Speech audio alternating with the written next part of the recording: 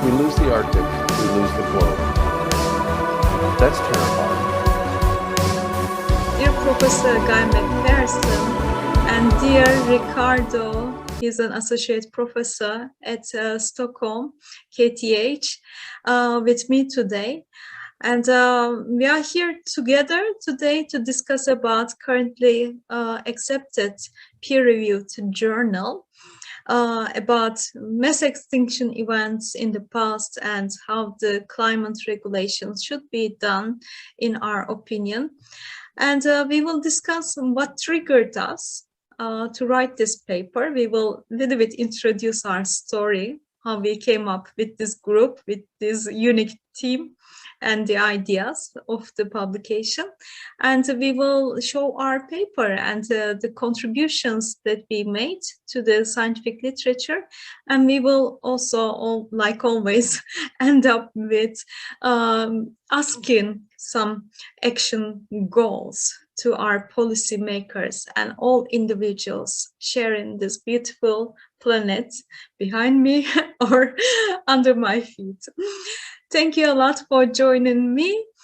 And dear Guy McPherson, he needs no introduction. He's a very famous ecologist, probably the most famous living one, I could say. And I love his work because he does things from his heart. As far as I see how much love he has for this planet, it's really catches my attention, my soul. Thanks, dear Guy, for joining us for this interview and also for writing paper with us together. You supported with the literature and knowledge a lot. We wouldn't be able to do it without you. Well, thank you. It's a pleasure to join both of you today. As you indicated, I'm Professor Emeritus at the University of Arizona. I haven't lived in Tucson, Arizona, the home of the University of Arizona, for a long time.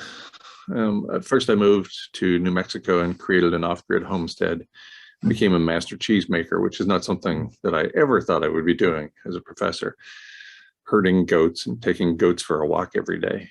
And then ultimately moved to Central America for a short time, and then in support of my partner, moved to New York in the United States, and then to Central Florida in the United States. And finally, we have found our forever home. I put forever in quotes because it's the 9th or 10th time I thought it was my last home. So we'll see how it goes. We're now in southeastern Vermont and enjoying it very much, even despite the snow and the cold. And I very much enjoy my interactions that I've had with the two of you, and I look forward to this conversation. So thanks very much. And Ricardo, maybe you can provide a better introduction for yourself than I did. Yes, Ricardo, please. Ricardo is joining from Sweden, from KTH. Welcome, Ricardo, and thank you very much for joining us today, and also with the paper that we've written. Without you, it's impossible to make the introduction to action, how we make this actionable to policymakers. And with your climate-related works, you understand the requirements that we need to do a lot. Please introduce yourself, what you're doing at the moment regarding to issues that we discuss with climate and environment, and your activities. Then we dive into our journal journey. Thank you, Eberil, for introduction, and it's a true pleasure to join you and Guy today. So, as you said, also I come from Stockholm, and I'm an associate professor at KTH, the Royal Institute of Technology. And I work mostly with complex engineering problems, turbulent flows, data-driven AI methods to understand these complicated problems. But I have been very interested in sustainability and how one can actually find a real impact from these applications that are more fundamental. And I have been quite active in the context of how digitalization can help the Sustainable Development Goals, and how we can actually do or extract the most positive of these technologies to actually get a positive impact in the society. And as you also mentioned, I mean, now I'm quite involved in climate action, in particular particular, we have now started a new climate action center at KTH, where the idea is to precisely do that, to go from theory to action and to really be able to find concrete applications where we can have multidisciplinary approaches, as we are doing today. The three of us have different profiles and different areas of knowledge, but we can work together to try to get relevant outcomes, scientific outcomes. So that's a little bit the idea also of that center. And I'm very happy about the discussion today. Great news about the Climate Center, by the way, Climate Action Center. I'm so excited to hear about the upcoming steps. We will probably make more videos about it when we do more collaborations. But thanks a lot for all the work you do in general in your research. I know you work day and night, weekend, weekdays, no problem, just to make a contribution to our planet and environment. Thanks a lot, Ricardo. Thank you very much. So our journey started by seeing a paper published on Nature. And as you know, Nature is one of the most respected publishers in our literature. And if you don't mind, I will share my screen to show the published paper, which triggered our ideas about, first of all, writing a response. We thought maybe we write a response paper, but then in our journey, it turned into a separate journal on its own, all the contributions that we did. Let's look at that paper, which triggered us in the beginning. I will share my screen with you. And here you see the journal, which is written by the authors Song et al. And the title is Thresholds of Temperature Change for Mass Extinctions.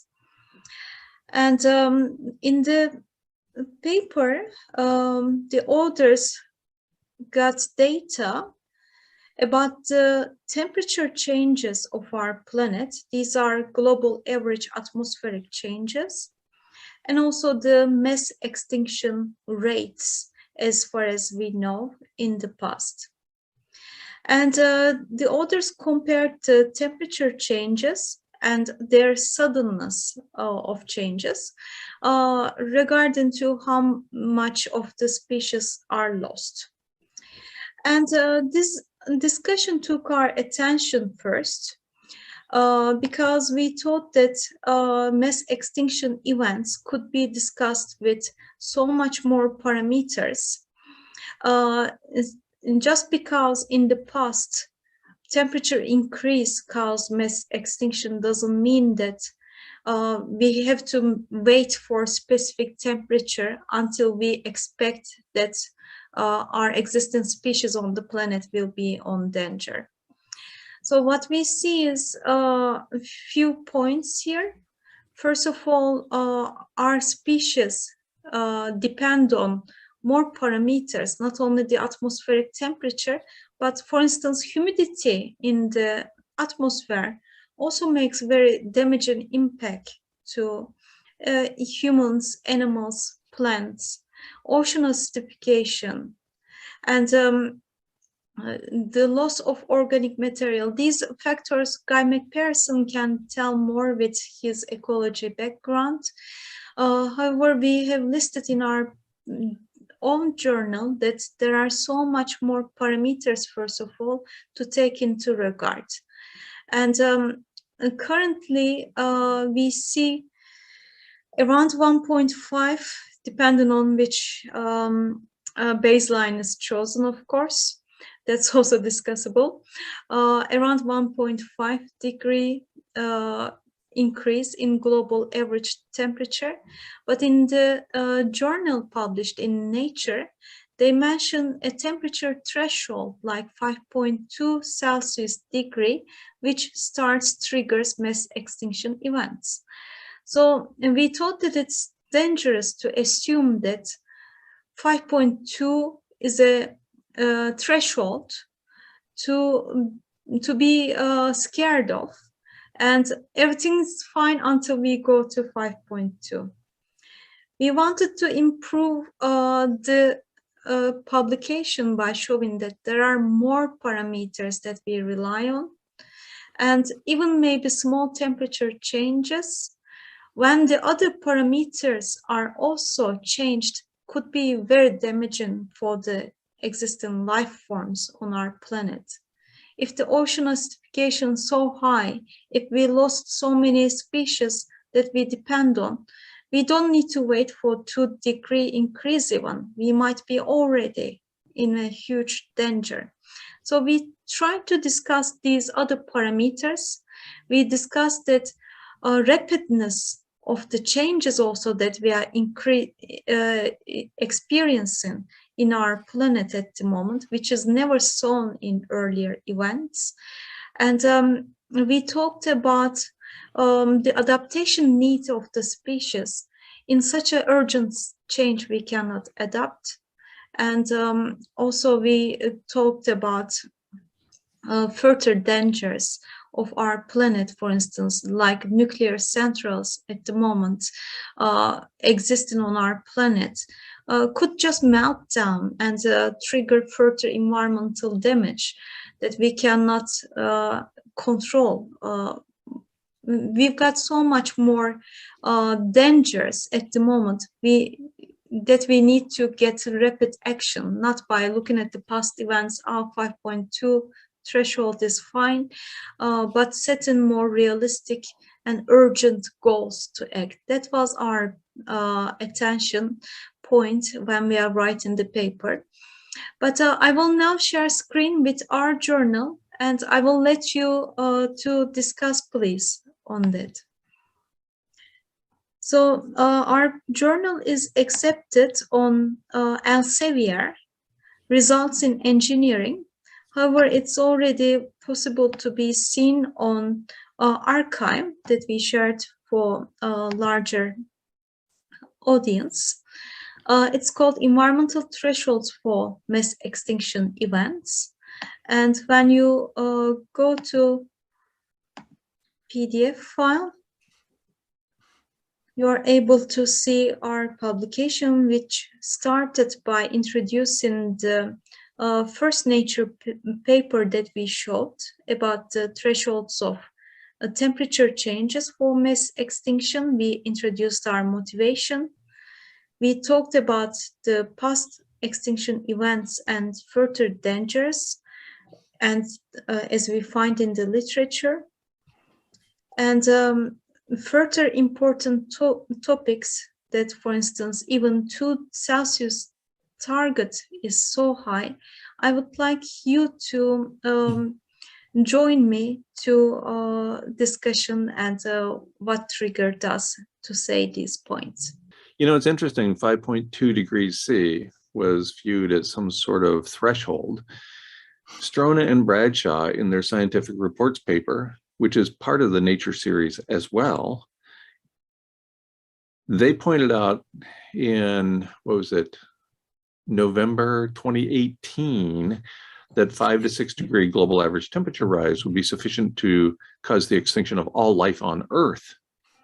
All life on Earth at 5 or 6 degrees C. And here we are at 5.2 C saying this is the threshold.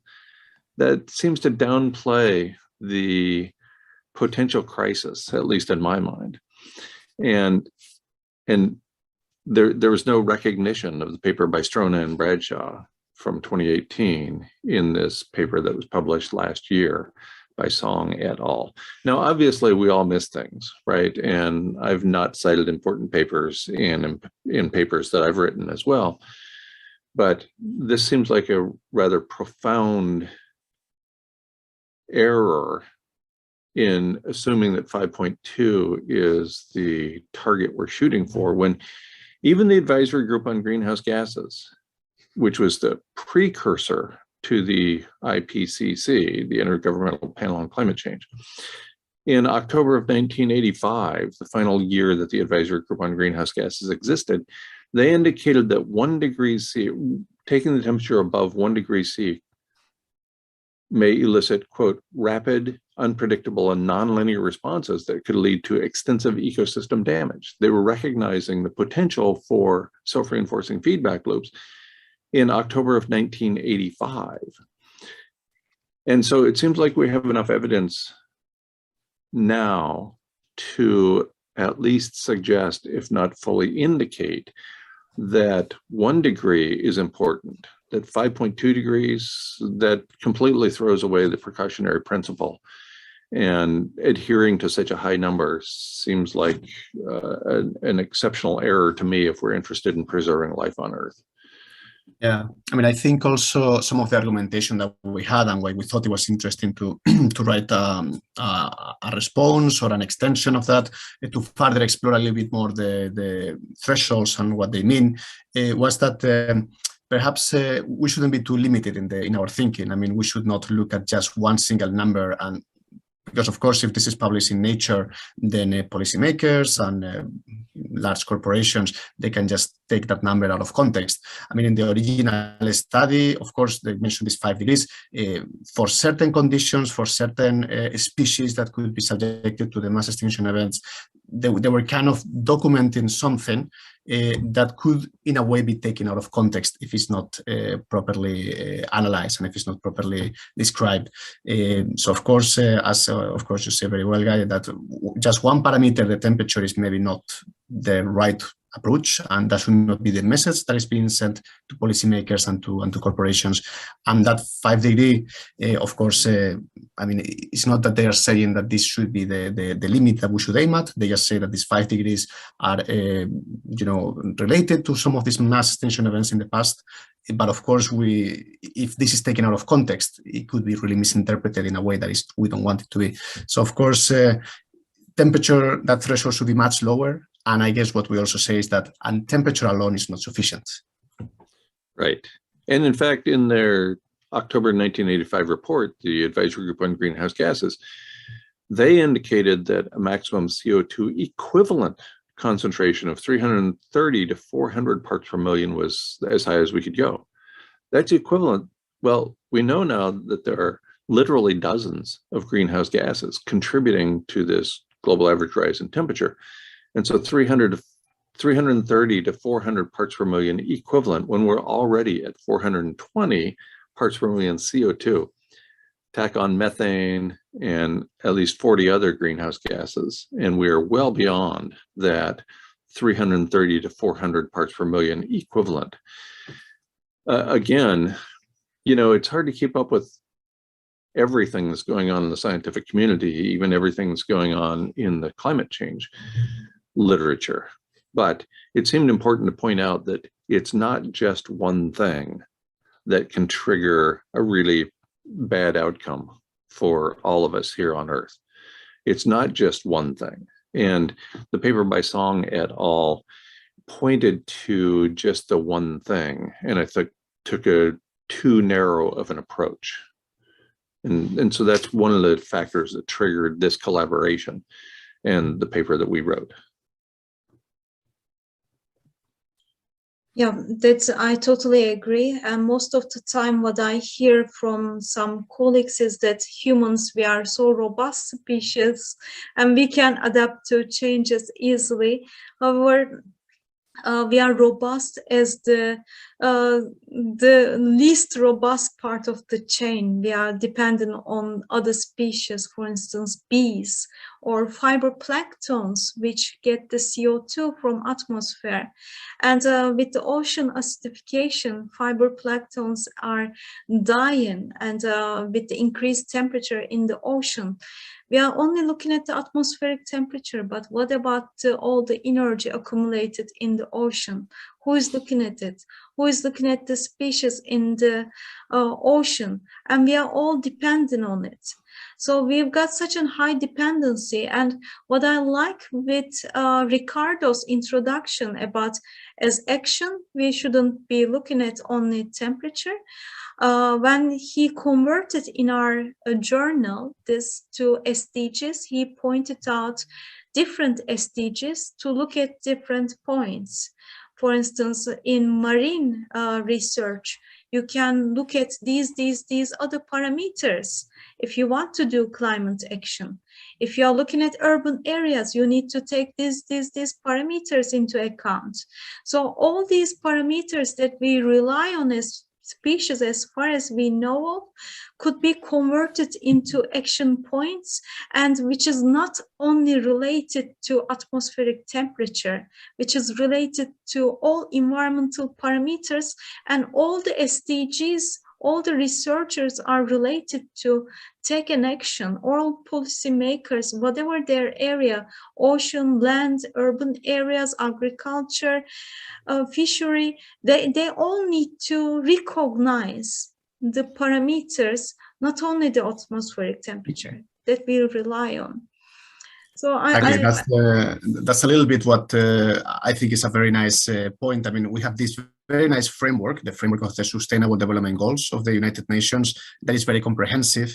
And therefore, it's a little bit surprising sometimes that we're still focusing on this criteria of just global warming and increase of temperature. No, it's not about global warming, it's about a climate emergency, which is only one part of the 17 SDGs. So these goals, as Beryl is also explaining very well, they range from eradicating poverty or hunger, but of course there are some goals that are very closely related to the environment and to the topic that we're talking about today. Of course, SDG 13 on climate action, SDG 14 on life below water, and SDG 15 on the life on land. These three are very tightly coupled to the mass extinction events and their connections with the environment. Of course, there is a total of 169 targets, which are even more specific goals within these SDGs.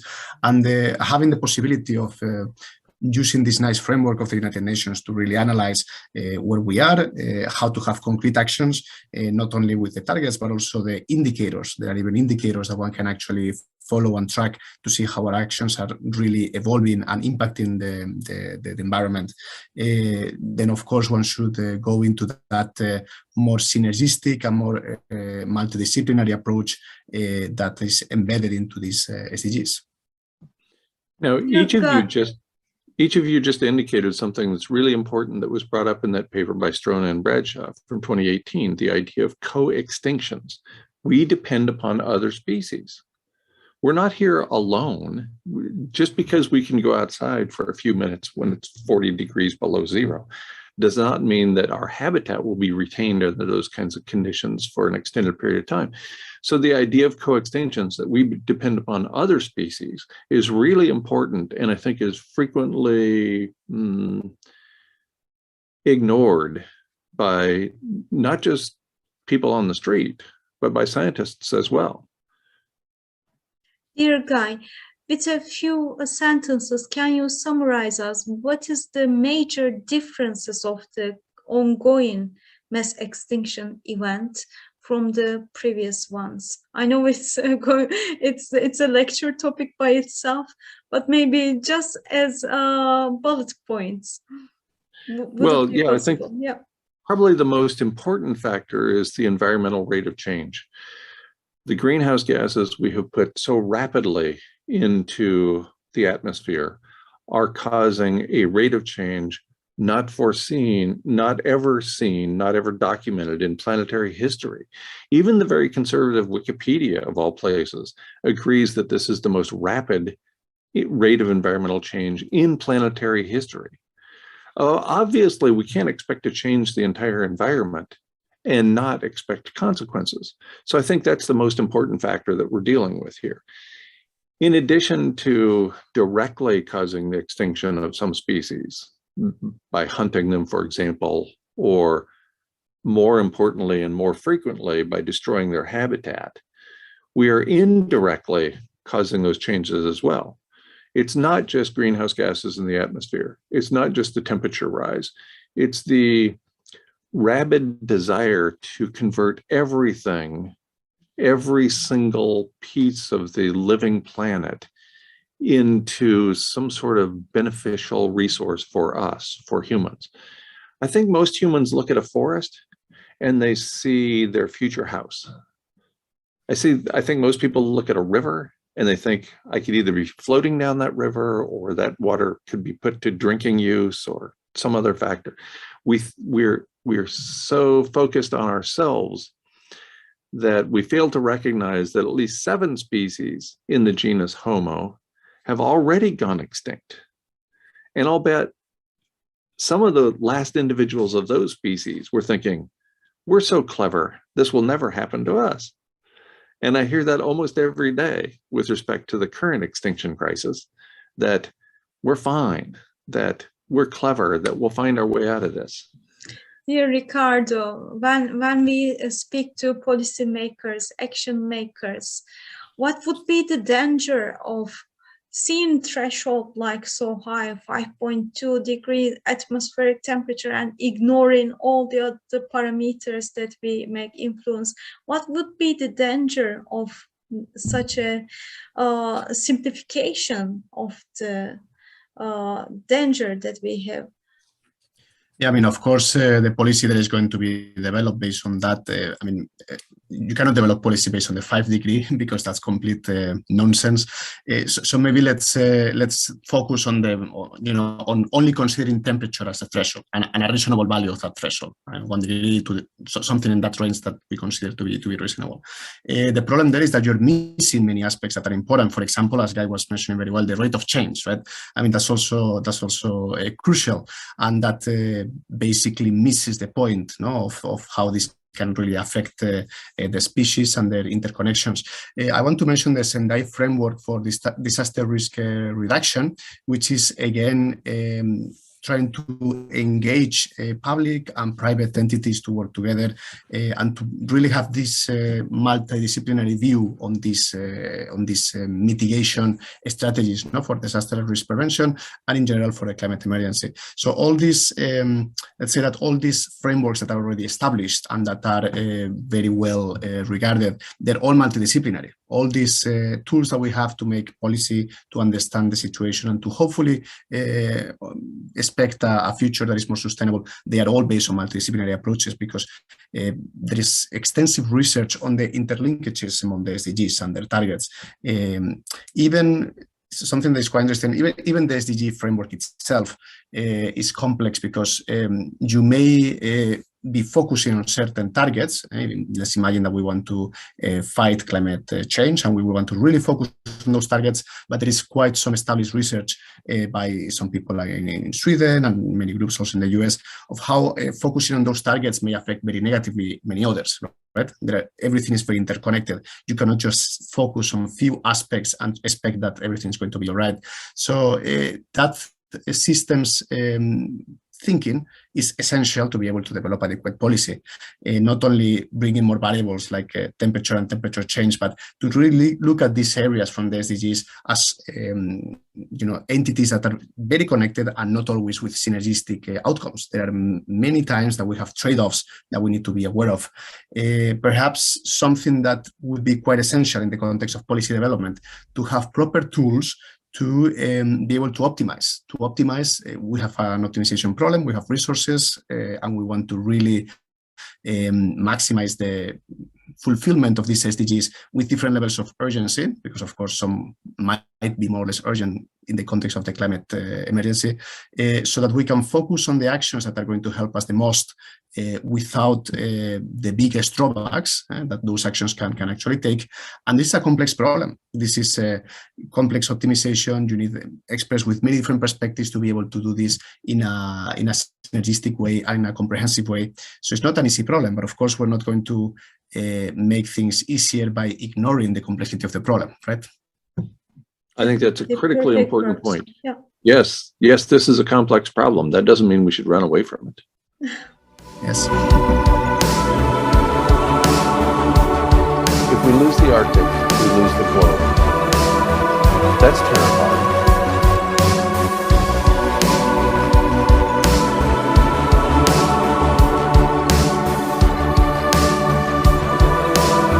If we lose the Arctic, we lose the globe. That's the final statement.